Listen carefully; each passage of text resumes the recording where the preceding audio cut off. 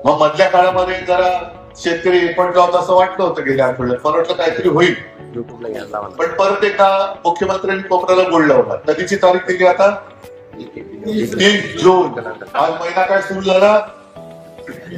पहिल्या कर्ज फेडले. फेडण्याची ताकद आहे. जमीन खरडून गेले, त्याच्यामध्ये माती मिळाले. पण मला एक खरं सांगा, मी याच्यात परत सांगतो, राजकारण करायला आलो नाही. जे काही पॅकेज, जे अर्धवट आहे म्हणजे नाहीच आहे पॅकेज, ही थट्टा आहे. कारण आता येताना 2-3 दिवस ज्या बातम्या येतात, पीक विम्याचे पैसे किती लोकांना मिळाले हात वर करून सांगा. आणि मला जे काही अज्ञान आहे, मी कधी लपवत नाही, मी माहिती घेतो. साधारणतः मला सांगा कोणीतरी एकाने की कोणी पीक विमा इकडे भरला होता, त्याची माहिती घेतली होती? भरलाय. मग आता तुम्ही ज्यांनी भरला त्यांनी सांगा, तुम्हाला तुमच्या नुकसानीपायी किती पीक विम्याची रक्कम मिळायला पाहिजे होती? नाही मिळायला किती पाहिजे होती? अरे नाही, पण मला रक्कम सांगा, मग मी पुढचं बोलतो. प्रीमियम जेवढा तेवढी मिळायला पाहिजे, पण 1 रुपया पण मिळाला नाही. पण साधारणतः रक्कम किती? मला 40,000 रुपये मिळाले पाहिजे. 40 ते 50,000 रुपये एकरी का हेक्टरी?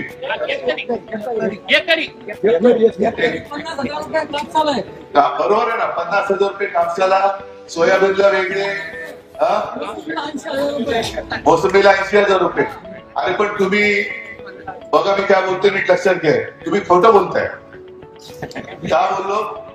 कारण पीक विम्याचे पैसे मिळायला लागले. अरे अकोल्यात मिळाले. किती मिळाले माहितीये? 2 रुपये, 30 रुपये. पालघर जिल्ह्यामध्ये तिकडे ठाणे जिल्ह्यामध्ये 2 रुपये 30 पैसे मिळाले ना तुम्हाला? काय थट्टाई शेतकऱ्याची थट्टा चालली. आणि मुख्यमंत्र्यांना सांगायचं, मुख्यमंत्री म्हणतायत आता जर तुम्ही कर्जमाफी केली. पीक विमा भरला होता मला 89 रुपये विमा आला. मोठ्याने बोला. 89 रुपये विमा आला म्हणलं मला. 40 रुपये भरले आहेत मी 2 एकरला मोसंबीला.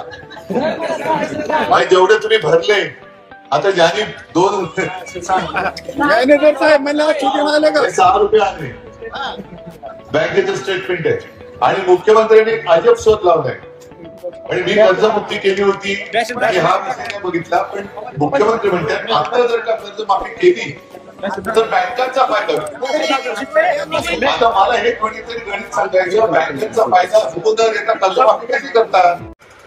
नवीन घडामोडी पाहण्यासाठी आजच आम्ही मुंबईकर 24 तासला लाईक करा, सबस्क्राईब करा आणि अपडेट रहा.